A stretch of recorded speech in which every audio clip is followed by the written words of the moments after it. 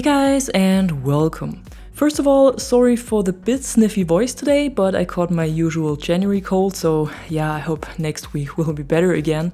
But nevertheless, we got some new weekly missions in Battlefield 2042 today, alongside new portal modes and new cosmetic stuff in the store, and of course I'm gonna give you an overview of this, snuffy or not. The Nordvik event that was held during the last 3 weeks has ended today, so the tab, the mode and also the cosmetic bundles in the store have been removed, and I think it was pretty okay and an improvement compared to the first event, but still with a lot of weak points that could be tweaked for the next one. The modes, for example, had a lot of issues with balancing or spawns out of bounds of the map, or some weird design choices like the 20-minute timer that no one was really aware of, and that was more frustrating than helpful sometimes. So I think these modes should be tested a bit more before the events to find their weak spots and iron them out. The cosmetics were okay for an event like this, and the balance between free and purchasable items was perfect this time. I only think that the number of ribbons needed to unlock all cosmetics of 1 week could be more, maybe even double the amount, cause the ribbons are earned so easy that the event quickly loses its momentum and players are getting bored. And I think something around 40 ribbons is still doable for all types of players, whether it is the one playing every day or the one only playing on the weekend. But that's just my initial thoughts about it. The next big thing on the agenda of 2042 is the introduction of the class system at some point this month, and I'm really curious to see how this will work out. I've already talked about some concerns I have for it in my last video, and you guys gave some very good and interesting feedback to it, and that also had me reconsider my concerns. So yeah, let's see how this goes. Not sure when the update will drop exactly, but we will surely find out more within the next week. However, DICE also has something special for us this week, cause in the Conquest tab there were 2 new playlists added, and that's Seasons Conquest and Infantry Conquest. And while Infantry Conquest should be well known already as a mode with reduced vehicles, Season Conquest is something I've been waiting for, cause this playlist only features the new maps that have been added with the seasons, which is Exposure, Stranded and Spearhead. The reworked maps that came in with each season are not part of the playlist. On PC and current gen consoles, both Conquest playlists are for 128 players, and on the old gen version it's of course limited to 64 players. In Portal, we also got 2 new modes again, and this is Tactical Conquest Grind and Rush of Ages. Rush of Ages is the classic Battlefield mode played on all maps of Bad Company 2, Battlefield 3 and 1942, and Tactical Conquest Grind is a variation of the mode we had in the first event.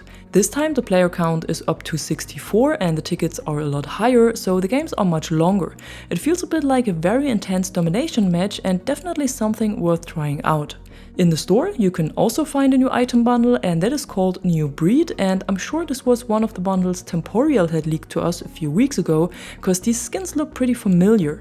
The bundle comes with a specialist set for Dozer, weapon skins for the LCMG and Advances, a vehicle skin for the T28, a headgear for Irish, and a player card tag.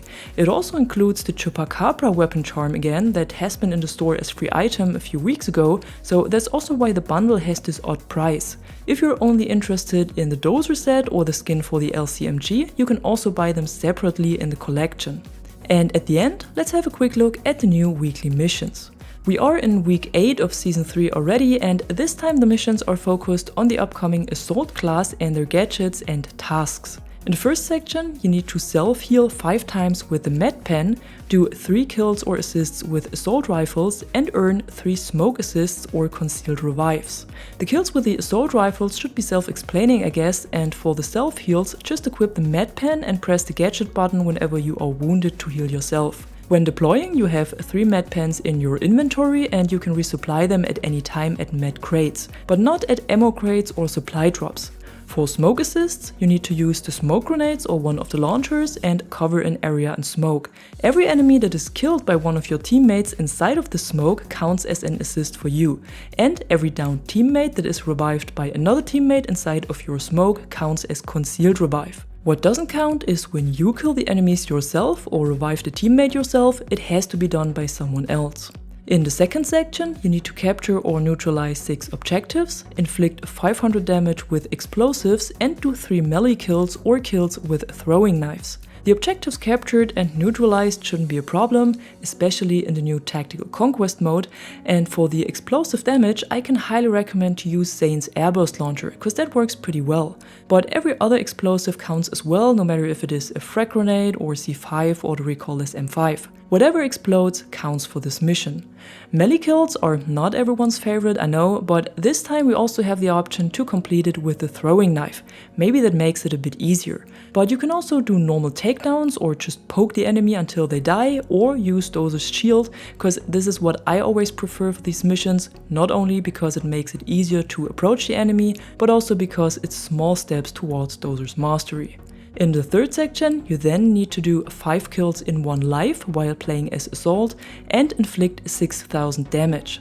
The damage inflicted is done pretty easy by doing kills or destroying vehicles, but the 5 kills in 1 life might be a little more challenging for some players. And there's also no real tip I can give you here except for the one I always give: just take your time. There's still 7 weeks to complete this mission, and at some point you will have 5 enemies killed without dying in between, or if you die you have been revived, because then it also counts as 1 life, or you will destroy a full MAV or a Condor. Eventually you will get this mission done. I've completed it by playing the new Tactical Conquest mode and by flanking the enemies, but I know that this doesn't always work, so just take your time, you'll get there. And then, for the bonus mission, you simply need to do 12 kills or assists while playing as Assault, and I think this is not much of a challenge. And that's it for today, your weekly overview of the new missions, playlists and modes in Battlefield 2042. And if you enjoy these videos, be sure to drop a like or a comment below and subscribe to the channel to stay tuned for more content like this. Until then, thanks for watching. I'm the Catwoman and you are awesome.